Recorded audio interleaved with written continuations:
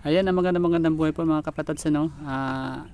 Para po sa video sa araw na ito, bali update ko po kayo do sa mga pato na ah, atin pong binili or aking binili nung clarification lang po do sa nauna kong video. Yun po ay binili ko pala ay November 16, 2024, ano. So bali ngayon ay November 23 na. Kaya yung ating mga alaga ay 1 week old na. So bali papakita ko sa inyo kung gaano na sila kalaki sa ngayong November 23. Ito na po sila. Ayan po. Bali umiinom po sila.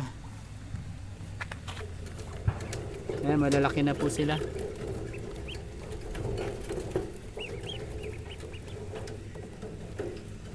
Sana po nakikita ng malinaw. Mahilap sila eh. Ayan. Tapos yung ano natin mga kapatots, ano, yung ating mga pato na ano na yan. Bali 8 sila eh, nabawasan tayo ng isa. So bali 7 na lang sila ngayon. Sana hindi na mabawasan uli. Kasi nangihinayang ako. Ayan, malalakas na silang kumain or tumuka.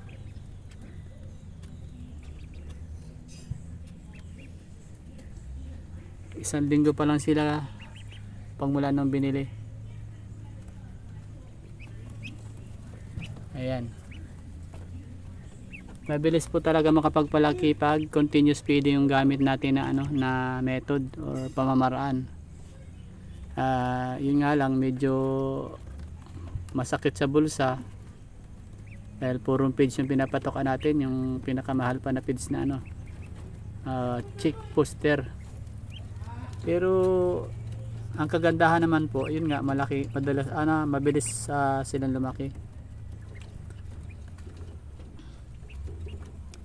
So yun na po mga kapatots, bali update lang po tayo sa ngayon dahil wala pa naman pong gaanong development.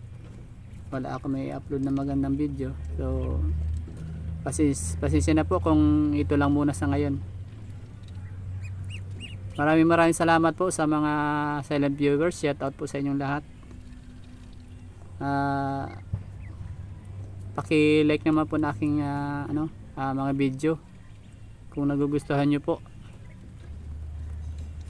Maraming salamat po. Ingat kayo palagi. Bye bye.